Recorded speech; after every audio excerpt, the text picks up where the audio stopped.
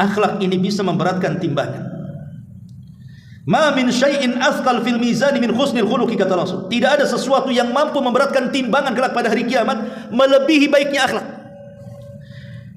Dan baiknya akhlak itu ada pada 5 tempat. Orang dikatakan baik. Baik akhlak itu ada di 5 tempat. Pertama, kata para ulama, talaqatul wajhi indal liqa.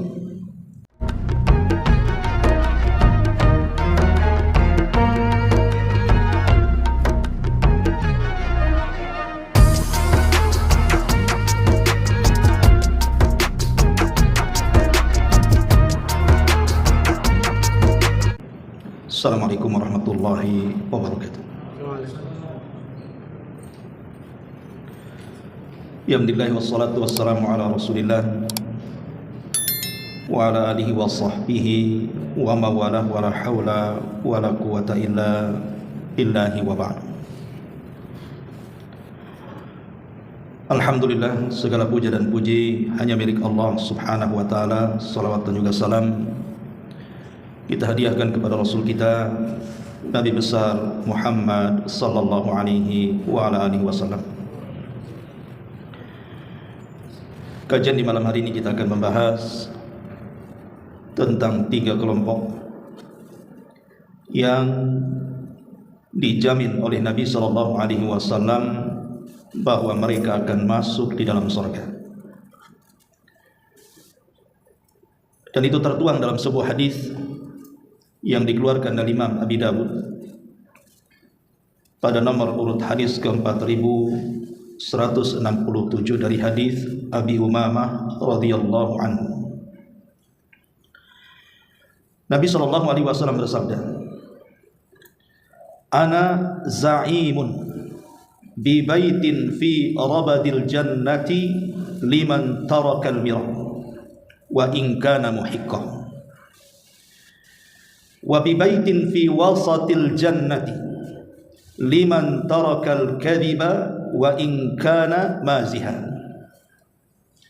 Wa bi baitin fi a'lal jannati liman hasuna khuluquhu."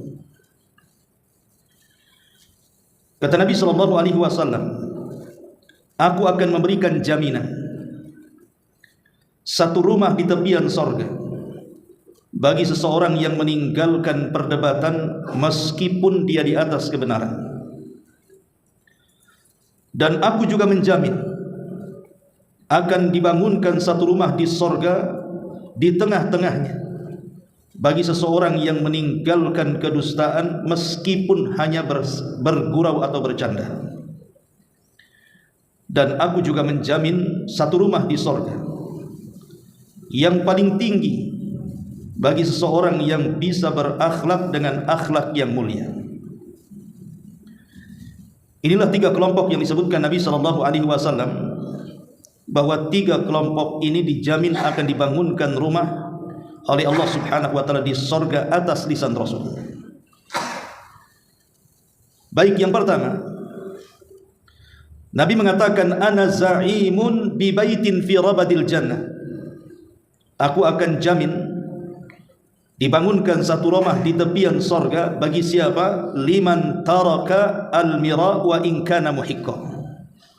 Bagi orang yang meninggalkan mira, artinya perdebatan, walaupun dia di atas kebenaran.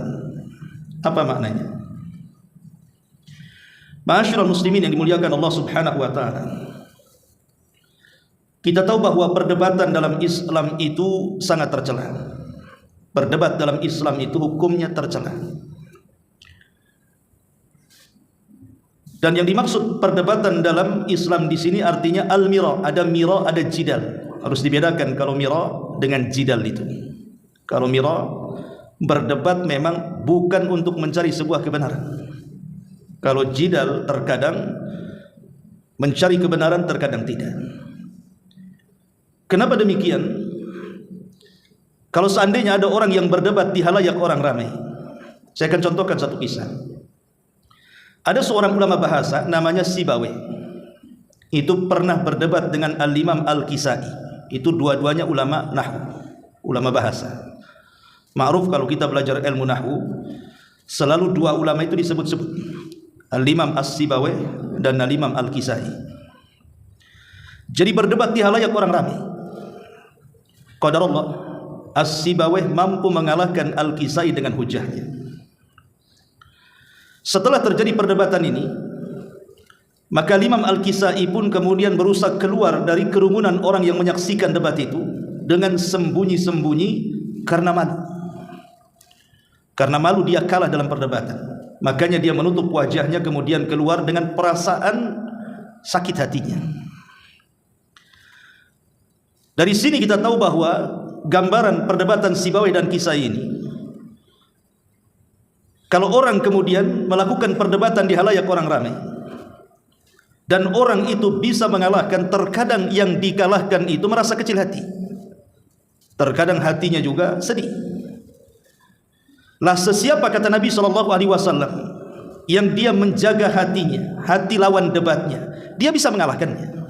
Sebenarnya dia mampu mengalahkan dengan mudah. Tapi karena ingin menjaga hati saudaranya, dia berpura-pura tidak memiliki hujah yang kuat, supaya kesannya itu ya sama-sama. Mungkin tidak ada kalah atau tidak ada menang, ataupun pura-pura kalah, hanya untuk menjaga hati saudaranya. Maka orang yang mampu melakukan seperti ini, inilah yang dimaksud hadis ini. Allah Subhanahu wa taala akan menjamin satu rumah di sorga bagi yang meninggalkan debat walaupun dia di atas kebenaran. Makanya dalam sejarah ada orang namanya Abu Ubaidah Al-Qasim ibn Salam. Abu Ubaidah Al-Qasim ibn Salam rahimahullahu ta'ala, itu pernah berdebat dengan Imam Syafi'i dalam perkara kalimat quru dalam ayat Al-Quran, wal mutallaqatu yatarabbasna bi anfusihinna thalathata quru. Jadi ada kalimat quru dalam Quran, maknanya, dan wanita-wanita yang diceraikan oleh suaminya, wanita-wanita yang diceraikan oleh suaminya, maka masa tunggunya atau masa iddahnya itu 3 quru. Apa maksud 3 quru di sini? Ada yang mentafsirkan quru di sini maksudnya 3 kali haid. Ada yang mengatakan 3 kali suci dari haid. Jadi kalau ada wanita dicerai dan dia masih mengeluarkan darah haid, maka tidak boleh menikah dengan laki-laki lain sampai dia menghabiskan masa quruknya, masa iddahnya, masa tunggunya. Lah ada yang mengatakan masa tunggu itu 3 kali haid wanita ini baru boleh menikah lagi. Tapi ada yang mengatakan bukan haid tetapi bersih daripada haid. Apa bedanya? Bedanya kalau haid berarti semata-mata keluar darah.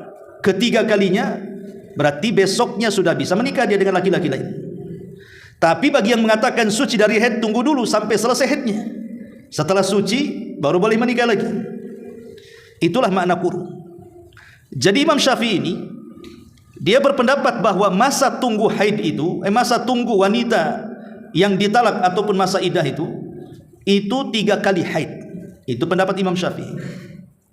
Tapi pendapat Abu Ubaidah Al-Qasim ibn Salam ini, sama-sama ulama di zamannya, pakar fikih nih, dia berpendapat lain bahwa quru di situ bersih dari haid. Terjadilah perdebatan hebat antara Imam Syafi'i dengan Abu Ubaidah Al-Qasim ibn Salam ini. Tetapi kemudian setelah melakukan perdebatan, selesai berdebat, tiba-tiba Imam Syafi'i mengatakan, sungguh aku takjub dengan pendapatmu, dan aku mengakui kekalahan debatku, dan sekarang aku berpendapat bahwa quru dalam ayat itu artinya suci dari haid, sesuai dengan pendapatmu. Tetapi sebaliknya Abu Ubaidah Al-Qasim bin Salam mengatakan, ya Syafi'i, sungguh aku yang kalah, dan aku lebih cenderung kepada pendapat yang engkau berikan bahwa quru di situ artinya haid. Coba bayangkan, setelah selesai berdebat malah Imam Syafi'i mengikuti pendapat Abu Ubaidah Al-Qasim bin Salam. Tetapi Abu Ubaidah Al-Qasim bin Salam justru mengambil pendapat Imam Syafi'i. Tukar-tukaran pendapat jadinya kan. Lah kalau debat seperti ini kan enak. Makanya para ulama salaf dulu, kalau mereka ingin berdebat itu, maka selalunya mereka melaksanakan 2 rakaat sunnah. Berwudu, kemudian melakukan 2 rakaat sunnah wudu, kemudian berdoa kepada Allah. Apa doa para ulama dulu? Mereka berdoa kepada Allah Subhanahu wa taala kalau hendak berdebat itu, mereka menghendaki bahwa yang menang itu lawan debatnya. Mereka meminta kepada Allah agar yang menang itu lawan debatnya supaya dapat faedah. Sebab kalau seandainya yang menang kita yang mendebat, kita nggak dapat faedah, nggak dapat ilmu. Itulah yang diprinsipkan oleh Imam Syafi'i rahimahullahu taala, bahwa kalau dia hendak berdebat, dia meminta kepada Allah, kebenaran itu ada pada lisan lawan debatnya.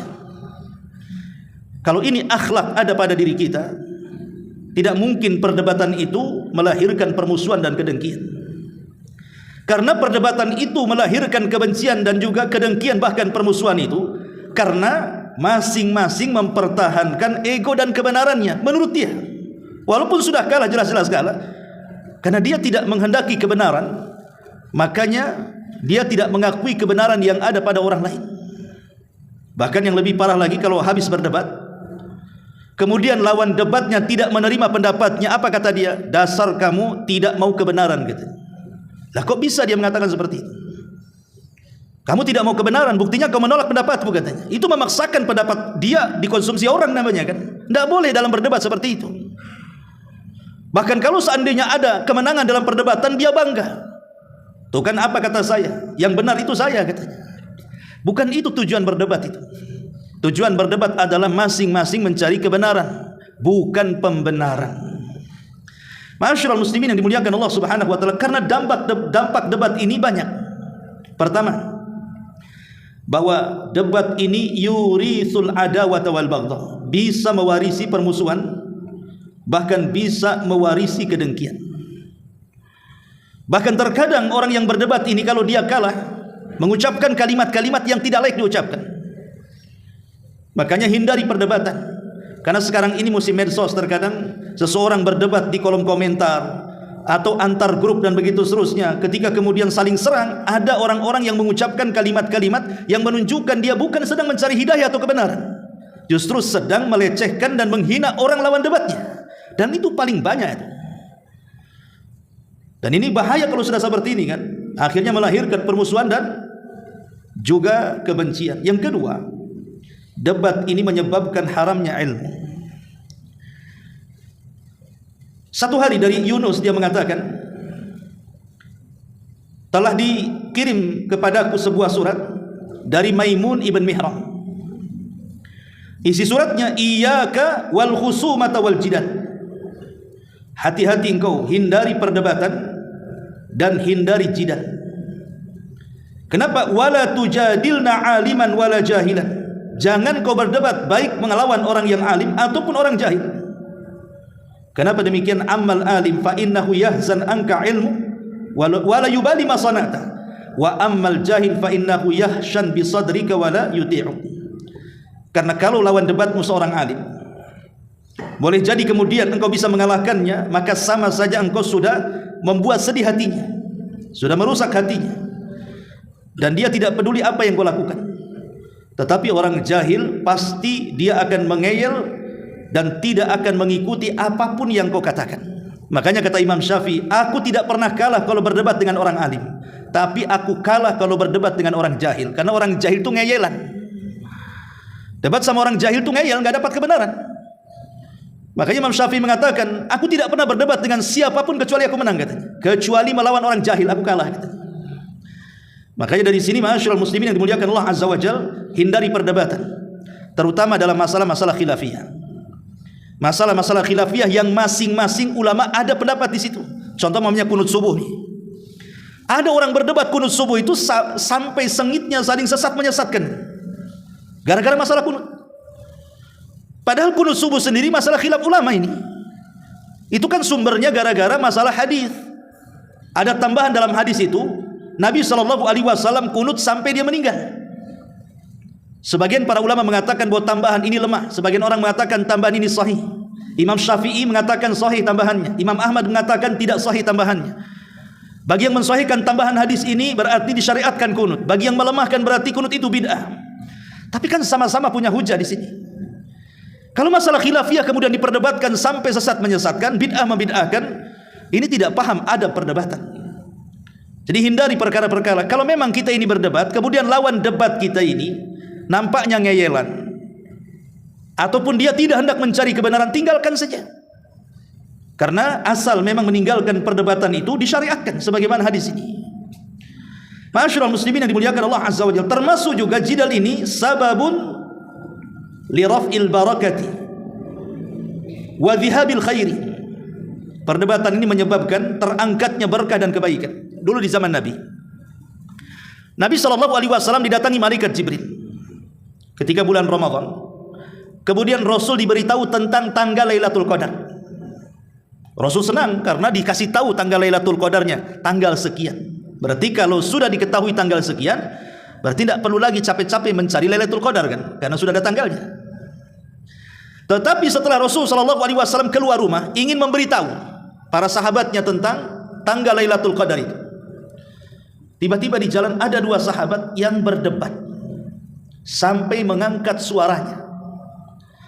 Maka Nabi SAW akhirnya sibuk melerai dua orang ini. Lama sekali Rasul kemudian mendamaikan dua orang ini sampai betul-betul damai. Setelah meleraikan dua orang yang berdebat ini, Rasul lupa. Kemudian pulang ke rumah. Padahal tujuannya dia keluar rumah itu ingin memberitahu tanggal Lailatul Qadar. Tapi karena sibuk kemudian melerai dua orang yang berdebat, dia lupa memberitahu, langsung pulang. Sampai di rumah dia tidak ingat lagi tanggal berapa itu. Lihat bagaimana gara-gara perdebatan ini akhirnya hilang berkah kan. Terpaksa akhirnya kita harus mencari Lailatul Qadar dengan susah payah di 10 malam terakhir itu, karena tidak tahu Lailatul Qadar tanggal berapa jadinya kan. Entah tanggal 21, 23, 25, 27, 29, kita tidak tahu dengan satu pun. Makanya Aisyah radhiyallahu anha ketika ditanya tentang Lailatul Qadar, Aisyah mengatakan Lailatul Qadar itu sama dengan Ismul A'zam dalam Asmaul Husna. Nama Allah yang agung dalam nama-nama Allah yang 99 nama itu. Tidak tahu mana yang satu. Sehingga kita harus mencarinya. Begitu juga malam Lailatul Qadar tanggalnya berapa, tidak ada yang tahu kecuali harus mencarinya. Tapi Rasul sudah mengatakan carilah di 10 akhir Ramadan. Tapi lihat gara-gara perdebatan dua orang ini akhirnya berkah hilang. Coba kalau seandainya tidak ada orang yang berdebat, kemudian Rasul memberitahu umatnya, kan kita tidak lelah-lelah. Pasti pamannya pada tanggal 27, semua serentak tanggal 27, pasti orang itu menghidupkan malam. Inilah gara-gara debat diangkatlah kebaikan. Nah, itu pengaruh daripada jidal. Kemudian juga jidal adalah sababul halak. Dia sebab kehancuran. Nabi SAW mengatakan, "Dzaruni ma taraktukum, fa innama halaka man kana qablakum bi kathrati su'alihim wa ikhtilafihim ala anbiya'ihim." Sudah, lakukan saja apa yang kutinggalkan kepada kalian, kata Nabi. Karena hancurnya umat sebelum kalian terlampau banyak pertanyaan mereka dan perselisihan mereka terhadap nabi-nabi mereka. Lihat Bani Israel ketika berdebat dengan Nabi Musa soal sapi betina.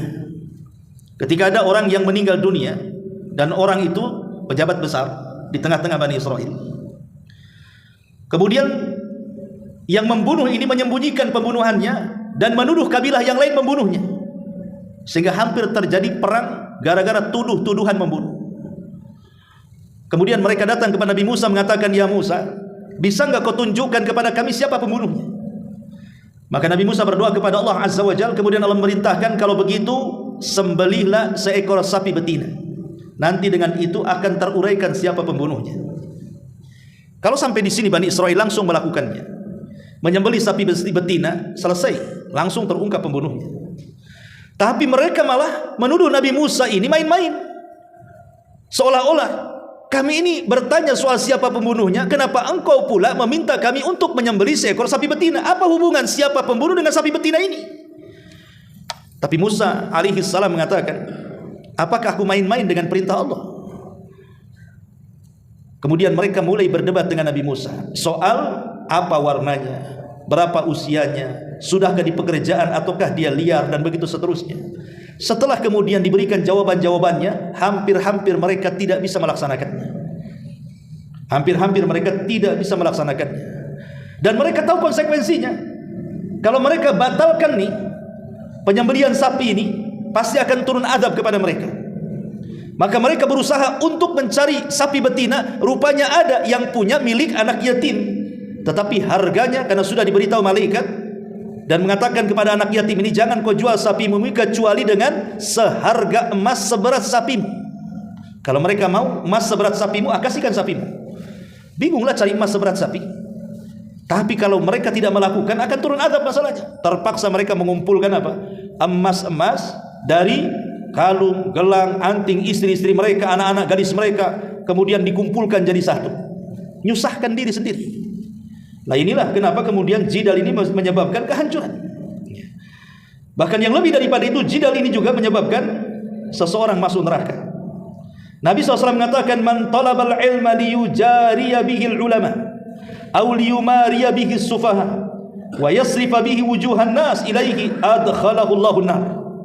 Siapa yang mencari ilmu dalam rangka mendebat para ulama atau berjidal dengan orang-orang jahil supaya dia punya wajah di tengah-tengah manusia, punya kemuliaan di tengah-tengah manusia, kecuali Allah akan masukkan dia ke neraka. Artinya talabul ilminya percuma, karena tujuannya bukan untuk lillah, tapi hanya untuk berdebat dan berdebat. Ma'asyiral muslimin yang dimuliakan Allah Azza wa Jalla, ini yang pertama. Kemudian yang kedua, Nabi SAW mengatakan, wa bi baitin fi wasatil jannati liman tarakal kadhiba wa in kana masiha. Dan Nabi akan menjamin satu rumah di tengah-tengah surga. Syaratnya meninggalkan dusta walaupun hanya bersendau gurau belaka.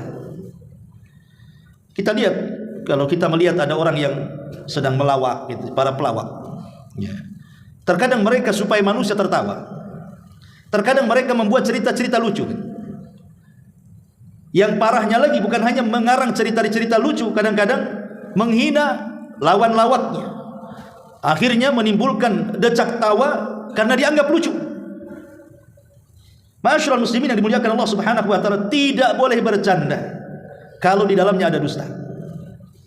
Kalau dusta dalam candaan saja tidak boleh, apalagi bukan dalam candaan.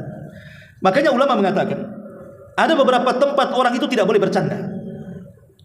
Pertama, menakut-nakuti seorang muslim, tidak boleh bercanda.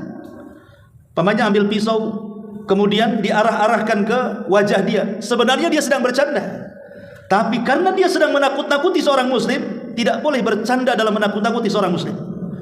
Kenapa demikian? Karena Rasul yang mengatakan, la yahillu li muslimin an yurawwi'a musliman. Tidak halal alias haram bagi seorang muslim membuat takut muslim yang lainnya, walaupun sebatas candaan. Yang kedua, tidak boleh bercanda dalam rangka melecehkan kelompok-kelompok tertentu. Tidak boleh bercanda dalam rangka melecehkan kelompok tertentu, suku tertentu, ras tertentu. Tidak boleh. Allah Subhanahu wa taala berfirman dalam surah Al-Hujurat ayat 11 itu, ya ayyuhalladzina amanu la yaskhar qaumun min qaumin asa an yakunu khairan minhum. Wahai orang-orang yang beriman, janganlah sekumpulan orang-orang di antara kalian merendahkan kumpulan yang lainnya, karena boleh jadi yang ditertawakan itu jauh lebih baik dibandingkan mereka. Tidak boleh. Karena ada orang yang kemudian melecehkan kelompok yang lainnya dengan cara apa? Dengan cara candaan. Entah mungkin menghina warna kulitnya, entah mungkin menghina dialek bahasanya, entah mungkin menghina budayanya, dan begitu seterusnya. Walaupun bercanda tidak boleh. Ini bukan tempat bercanda. Ya. Kemudian yang ketiga, tidak boleh canda itu isinya tuduhan ataupun fitnah terhadap orang. Tidak boleh bercanda. Walaupun bercanda, kalau di dalamnya ada fitnah, ada tuduhan kepada orang lain, maka sangat dilarang oleh para ulama. Ini yang ketiga. Kemudian yang keempat, jangan pula bercanda kepada orang yang tidak suka bercanda. Kan ada orang yang tidak suka bercanda kan? Ada orang itu tipenya serius saja. Jangan bercanda kepada orang yang tidak suka bercanda, bisa tersinggung dia. Kemudian juga jangan bercanda dalam perkara-perkara serius, di pengadilan, di persidangan. Tidak boleh seseorang saksi bercanda dengan hakim di situ. Ini serius, sedang memutuskan sebuah perkara. Ataupun di majelis-majelis penguasa, di majelis-majelis ilmu. Ini bukan tempat bercanda. Jadi harus dipahami bahwa jangan bercanda dalam perkara-perkara yang sedang serius. Kemudian juga tidak boleh bercanda dalam kedustaan. Syekh bin Baz pernah ditanya, saya melihat salah satu YouTube tentang seorang syekh bertanya kepada Syekh bin Baz tentang orang tua yang menceritakan sebelum tidur anaknya, di mana dalam cerita-cerita itu ada pendidikan di dalamnya. Mungkin zaman dulu itu kan ada cerita-cerita rakyat lah, semacam mungkin cerita kera dengan kura-kura gitu ya, zaman dulu itu kan memang ada pendidikan di dalamnya. Atau mencerita-cerita fiktif tapi ada pelajaran di dalamnya. Jadi Syekh bin Baz ditanya, boleh nggak orang tua bercerita dengan cerita fiktif dan di dalamnya ada pelajaran untuk anaknya? Maka Syekh bin Baz mengatakan sebaiknya tidak dilakukan. Banyak kisah-kisah yang jauh lebih baik dari itu dan tersimpan pendidikan di dalamnya. Seperti kisahnya para nabi, kisahnya para ulama, kisahnya para sahabat. Kenapa harus mengambil kisah-kisah yang tidak ada kisahnya? Kisah fiktif. Ya. Artinya kalau menceritakan saja dan ada pendidikannya dilarang, maka bercanda dalam kedustaan juga lebih dilarang lagi. Maka tidak boleh. Karena dusta itu sendiri adalah dosa besar. Iyyakum wal kadhiba fa innal kadhiba yahdi ilal fujur wal fujuru yahdi ilan nar. Hati-hati jangan berdusta, karena dusta itu mengantarkan kepada perangai keburukan dan keburukan itu pasti mengarah ke neraka. Dusta yang dibolehkan itu cuma 3 perkara saja. Pertama, dalam rangka islah. Ada 2 orang yang bertengkar, kemudian kita hendak mengislah keduanya, terpaksa harus berdusta. Itu dibolehkan karena tujuannya mengislah. Yang kedua, berdusta untuk menjaga darah seorang muslim. Antum punya tetangga, satu muslim, satu kafir. Tetangga yang kafir mau membunuh tetangga yang muslim, antum sembunyikan di rumah. Kemudian antum katakan tidak ada di sini dia. Berdusta, tapi boleh karena ingin menjaga nyawanya orang muslim. Atau berdusta dalam keluarga. Suami berdusta soal makanan, bilang enak padahal tak enak. Suami bicara soal pakaian, tak bagus dibilang bagus, tidak cantik dibilang cantik, hanya untuk keharmonisan keluarga, dibolehkan. Tetapi candaan dusta-dusta yang lainnya, walaupun bercanda, tetap tidak boleh. Kenapa? Karena ada hadis Nabi mengatakan, wailun lilladzi yuhaddits fayakdzib liyudhika bihil qaum wailun lahum wa wailun lahum. Celaka seseorang yang berbicara dusta untuk membuat orang tertawa. Celaka dia dan celaka dia. Ini yang kedua. Kemudian yang ketiga, Nabi SAW mengatakan, wa bibaitin fi a'lal jannati liman hassana khuluquhu. Dan aku jamin, kata Rasul, Allah akan bangunkan satu rumah di tempat yang paling tinggi di sorga. Bagi siapa? Bagi orang-orang yang memperbaiki akhlaknya. Yang dimaksud khuluq, khuluq itu artinya akhlak yang dilatih. Kan akhlak itu ada 2 ya. Memang ada akhlak bawaan. Dari kecil memang dia punya akhlak, karakternya seperti itu. Maka ini bukan akhlak. Memang tabiat masuknya. Tapi yang dimaksud akhlak di sini dalam hadis ini artinya akhlak yang memang dilatih dan dibiasakan. Itu maksudnya. Jadi akhlak yang dilatih dan dibiasakan, bukan tabiat dari kecil, bukan. Akhlak yang dilatih. Seperti mamanya orang yang biasa ngomong kasar, dilatih dia mulai meninggalkan sedikit-sedikit tuh. Mulai halus, mulai santun, dibiasakan. Ya. Jadi orang-orang yang kemudian biasa menghina orang, mulai dia menghormati orang. Atau tak biasa dia mengucapkan terima kasih, akhirnya dia berusaha untuk berterima kasih. Jadi terus dilatih sama dia. Itu disebut akhlak namanya. Jadi kalimat khuluq itu artinya akhlak yang dibiasakan dan dilatih. Sebab kalau yang memang tabiat dari kecil itu bukan akhlak, dalam bahasa Arabnya apa? Khimun atau apa tuh namanya. Itu memang sudah tabiat dari kecil ya. Tapi maksudnya akhlak di sini artinya sesuatu kebiasaan baik yang dilatih akhirnya menjadi orang baik.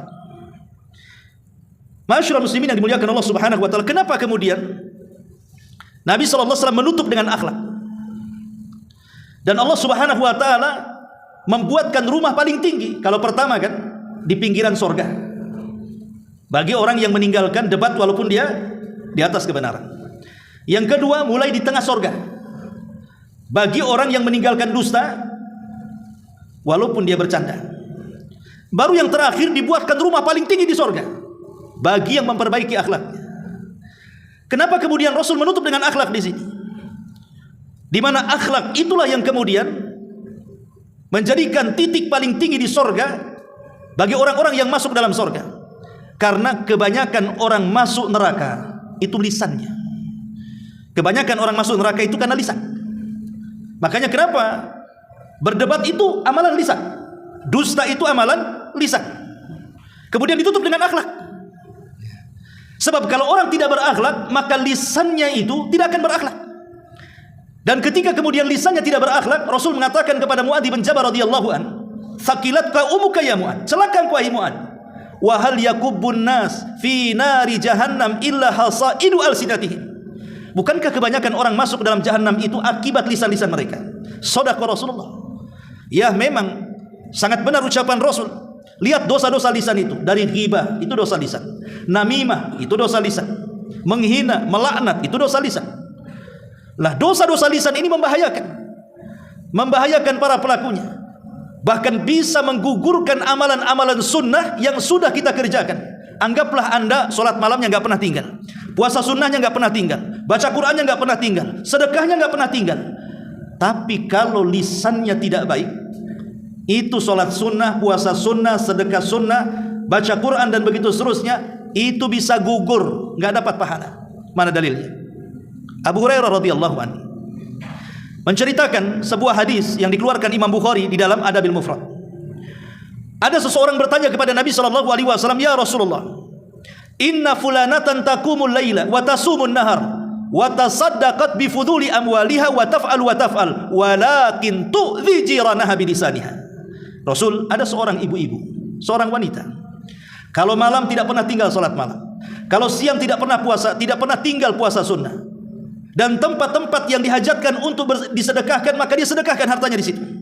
Dan dia pun banyak melakukan kebaikan ini dan itu. Tapi penyakitnya satu, wahai Rasul, lisannya membuat tidak aman tetangganya.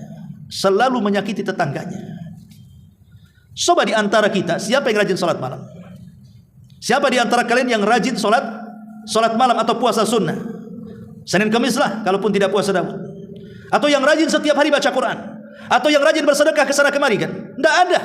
Tapi wanita ini sempurna, sholat malamnya iya, puasa sunnahnya iya, baca Qur'annya sedekahnya oke, berbuat kebaikannya banyak. Tetapi penyakitnya satu, lisannya tidak bisa dijaga kepada tetangganya. Apa kata Rasul? Kata Nabi SAW, la khaira fiha hiya min ahlin nar. Wanita itu tidak ada kebaikannya, kata Rasul. Bahkan wanita itu layak masuk neraka.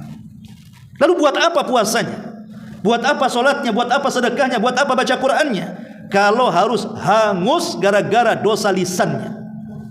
Makanya dosa lisan ini luar biasa. Di zaman Nabi SAW ada dua orang bertengkar soal nasab. Yang satu mengatakan, tahu nggak kamu siapa saya, katanya. Tahu nggak kamu siapa saya? Dengan sombongnya dia mengatakan.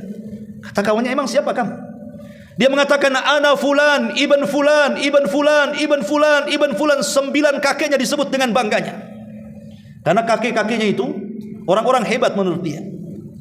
Setelah dia menyebutkan, karena ingat orang Arab itu kan berbangga dengan nasab biasa. Makanya mereka itu paling hafal nama-nama kakek mereka itu. Dari mulai kakek pertama, kedua, ketiga, keempat mereka hafal. Silsilah mereka itu sampai di mana mereka hafal. Kita ini nggak hafal. Kakek kedua saja kita tidak tahu siapa nama kakek kedua kita. Kita hafalnya ya orang tua sama bapaknya orang tua. Nah, kalau bapaknya orang tua bingung tuh namanya. Karena kita tidak pernah berbangga dengan nasab. Kecuali dari daerah keraton gitu ya, yang ada darah-darah birunya. Tapi di Arab itu mereka berbangga dengan nasab. Sehingga kemudian saking bangganya dengan nasab, dia sebutkan 9 kakeknya ke atas, mulai dia menghina kawannya dan mengatakan, amma anta fala ummalak, katanya. Adapun engkau, saya yakin tidak punya nasab sebaik aku, katanya. Dengan sombongnya dia. Maka lawannya ketika hendak menyebutkan nasab dengan malu-malunya karena kakeknya tidak sehebat kakek kawannya, ketika hendak mengatakan saya fulan ibn fulan, datang Nabi. Nabi datang di situ. Kemudian Nabi SAW menghentikan, jangan kalian berdebat soal nasab. Kemudian Rasul menceritakan tentang kisah 2 orang di zaman Bani Israel yang sama-sama cerita tentang nasab. Jadi zaman Bani Israel ada 2 orang yang mengatakan, tahukah kamu siapa saya? Saya fulan bin fulan, fulan bin fulan, fulan bin fulan, sampai 9 kakinya dengan bangga disebutkan. Setelah dia menyebutkan kaki buyutnya, dia menghina kawannya dan mengatakan, amma anta fala ummalaka. Adapun engkau, pasti engkau tidak sehebat nasabku, kata. Kemudian orang ini dengan malu-malunya menyebutkan, baik, saya fulan ibn fulan, fulan ibn fulan. Baru menyebut kakek buyut yang ketiga, mau menyebut kakek buyut yang keempat, dia sadar bahwa kakek buyut yang keempat itu bukan muslim, kafir. Dia tidak mau menyebutkannya. Akhirnya dia ulang, ana fulan ibnu fulan, ibnu fulan, ibnu fulan, ibnul Islam. Yang keempatnya diganti Islam, karena yang keempatnya kafir. Jadi dia mengatakan ana fulan, ibnu fulan, ibnu fulan, ibnul Islam, katanya. Allah takdirkan dua-duanya meninggal. Yang pertama berbangga dengan nasab tanpa peduli apakah kakek buyutnya muslim kafir, Allah masukkan ke neraka. Tapi yang kedua, yang dia tidak berbangga dengan kakek buyutnya yang kafir, dia hanya berbangga dengan kakek buyutnya yang muslim, Allah masukkan ke surga. Lihat ikhwatu fiddin, muliakan Allah azza wa jalla. Hadis ini sahih. Ya. Orang ini masuk ke neraka bukan karena zalim, kan?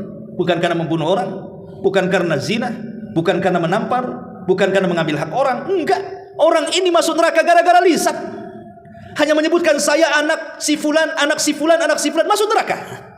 Ini kan dosa lisan namanya. Makanya kenapa Nabi SAW dalam hadis ini menutup dengan akhlak? Karena akhlak inilah yang kemudian memperbaiki lisan seseorang. Supaya kita ingin masuk surga dan surga yang paling tinggi, maka berakhlaklah supaya lisan kita tidak suka berdebat dan tidak suka berdusta. Gitu maksudnya. Masyaallah muslimin yang dimuliakan Allah azza wa jalla. Adapun keutamaan akhlak sendiri, yang pertama, sabab lidukhulil jannah. Sudah jelas, akhlak itu menyebabkan orang masuk surga berdasarkan hadis yang kita baca. Yang kedua, sababun fi mahabbatillahi li abdi. Akhlak itu sebab mendapatkan kecintaan Allah kepada hambanya ataupun kecintaan hamba kepada hamba yang lain. Terkadang begini ikhwatu fiddin, ada dua orang ya. Yang satu sudah mengaji, Masya Allah gitu ya, pakai gamis, cingkrang, berjanggut dan begitu seterusnya. Oh, sunnah-sunnah Nabi oke lah secara lahiriah. Tapi kalau ngomong kadang-kadang tidak terkontrol, masih kasar, masih suka mukul istrinya, masih suka mengasingkan diri karena beda kelompoknya, dia tak mau nyapa, tak mau salam, tak mau ngomong kan gitu. Ini yang satu tidak pernah ngaji. Boleh jadi mungkin sholat pun tidak, ngaji pun tidak kan gitu. Tapi akhlaknya bagus, senyum, suka bantu, pokoknya muamalahnya bagus. Terkadang di mata manusia, siapa yang disukai? Yang disukai itu yang bagus akhlaknya, walaupun dia tidak ngaji, walaupun tidak sholat, walaupun tidak melakukan ibadah. Itu terkadang ya, itu maksudnya di mata manusia ya. Apalagi kalau seandainya sudah bagus akhlaknya, bagus pula ibadahnya, maka sempurnalah hidupnya. Makanya kenapa Nabi SAW mengatakan, idza ja'akum man tardawna dinahu wa khuluquhu fazawwiju. Kalau ada laki-laki datang melamar putrimu, baik agamanya, baik akhlaknya, nikahkan segera. Sebab kalau tidak, hancur anakmu nanti. Lihat Rasul mengatakan apa? Baik agama dan akhlak. Berarti agama dan akhlak ini tidak bisa dipisahkan. Sebab kalau seandainya hanya bagus agamanya saja tapi tidak bagus akhlaknya, ada kekurangan dalam hidupnya. Ataupun sebaliknya, bagus akhlaknya tapi kurang bagus agamanya, ada kekurangan dalam hidupnya. Tapi kalau bisa menggabungkan agamanya oke, akhlaknya iya, mantap tuh. Berarti dia sempurna kehidupannya. Masyaallah muslimin yang dimuliakan Allah azza wa jalla. Ini yang ketiga. Yang keempat, akhlak ini bisa memberatkan timbangan. Ma min syai'in athqal fil mizani min husnil khuluqi, kata Rasul. Tidak ada sesuatu yang mampu memberatkan timbangan kelak pada hari kiamat melebihi baiknya akhlak. Dan baiknya akhlak itu ada pada 5 tempat. Orang dikatakan baik. Baik akhlak itu ada di 5 tempat. Pertama kata para ulama, talaqatul wajhi indal liqa. Wajah yang tidak menyeramkan ketika berjumpa dengan saudaranya. Artinya wajah yang menyenangkan, senyum, kata-katanya santun, matanya sayu tidak melotot gitu ya. Kemudian wajahnya juga menghadap kepada orang yang diajak bicara, walaupun yang diajak bicara itu mungkin lebih rendah dibandingkan dia. Itu namanya talaqatul wajhi. Karena Nabi SAW mengatakan, la tahqiranna minal ma'rufi syai'an walau an talqa akhaka biwajhin talq. Jangan remehkan sekecil apapun kebaikan, walaupun hanya berjumpa dengan temanmu, dengan saudaramu, dengan wajah yang menyenangkan. Yang kedua, thayyibul qawli, lisan yang dijaga sehingga tidak menyayat hati manusia. Karena sering saya katakan ikhwan, terkadang kalau kita ini ngomong kasar sama orangnya, terkadang kita sendiri yang ngomong menyesal. Kenapa tadi saya ngomong begitu? Kenapa saya ngomong kasar sama dia? Terkadang seperti itu kan. Kalau kita ini terlampau kasar ngomongnya, kita yang ngomong sendiri terkadang menyesal. Kenapa sih tadi ngomong begitu? Itu kita yang ngomong itu. Yang dengar sakit hati. Kenapa dia mengatakan saya begini-begini? Awas saja dia. Itu yang diajak bicara sakit hati. Yang mendengar orang-orang sekitarnya mencaci maki. Siapa orang itu kasar sekali? Kan begitu kalau orang kasar ngomongnya kan. Kita yang ngomong menyesal, yang diajak ngomong juga sakit hati. Orang-orang di sekitar yang melihat pun mengutuk kita. Nah itulah makanya. Tapi coba sebaliknya. Kalau kita ini ngomongnya halus, santun, bagus, yang ngomong saja senang karena kita tidak ada beban menyakiti orang. Yang diajak ngomong hatinya juga lembut, senang, pengen bicara dengan dia lagi, pengen ngobrol dengan dia lagi. Orang-orang di sekitarnya pun muji, Masya Allah, orang itu santun kali. Nah ini makanya ini bagian daripada akhlak thayyibatul qaul namanya. Nabi SAW mengatakan wal kalimatu thayyibatu shadaqatun. Kalimat yang baik itu bagian daripada sedekah. Yang ketiga, kaful adha. Kaful adha. Artinya kaful adha di sini jangan sampai mendatangkan madarat kepada orang lain. Jangan sampai mendatangkan keburukan kepada orang. Naruh sampah, ya memang betul sampah itu depan rumah kita, tapi itu sampah basah, baunya ke tetangga. Ya. Nah ini kan masalah kan. Apalagi kalau sampahnya jelas-jelas diletakkan depan rumah tetangga pula kan, itu kurang ajar namanya.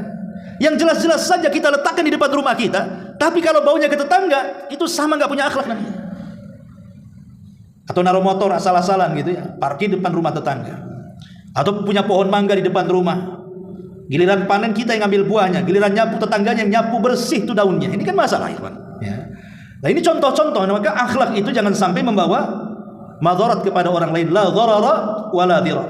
Baik dengan lisan kita atau dengan perbuatan kita. Al muslimu man salimal muslimuna min lisanihi wa yadihi. Seorang muslim itu kalau muslim lainnya selamat dengan lisan dan tangannya. Yang keempat, tahammul adza an-nasi. Maafkan. Ya, jangan membalas. Kalau disakiti manusia jangan membalas sebisa mungkin. Ya. Pamannya ada saudara kita menyakiti kita dengan lisannya. Kalau kita balas lisan dengan lisan, maka tidak bisa dibedakan mana yang berakal mana yang gila. Supaya dibedakan sama-sama, oh dia tidak berakal, saya jangan sampai dia tidak berakal.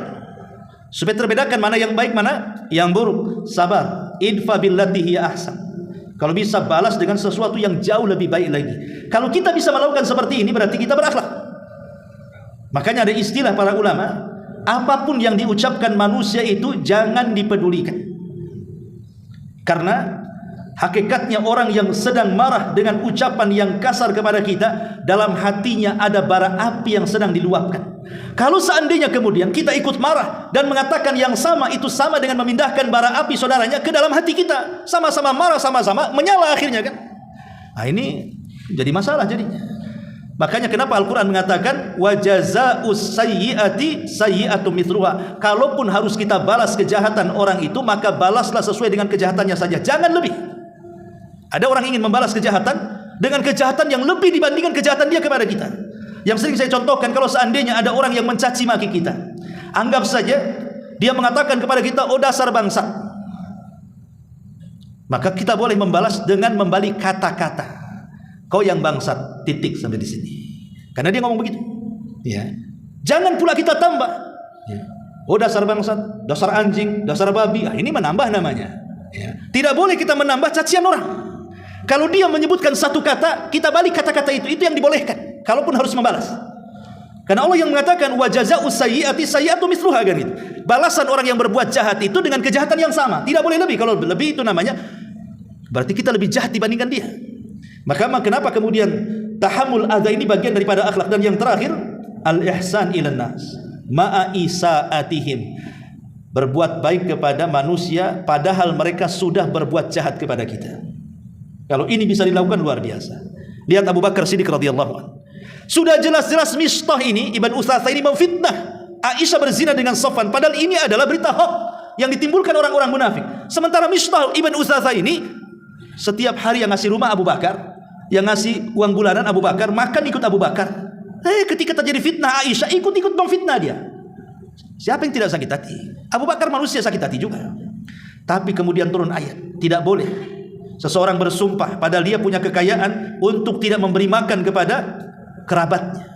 Bukankah Allah ingin mengampuni dosa-dosamu? Maka kemudian setelah turun ayat ini wala ya'tali ulil fadli minkum wasa ila akhir ayat itu, maka Abu Bakar kemudian meredam marahnya dan dia berjanji kepada Allah, dia ingin memberikan nafkah lagi kepada Mistah 2 kali lipat dari sebelumnya. Bisa seperti Abu Bakar? Tidak ada.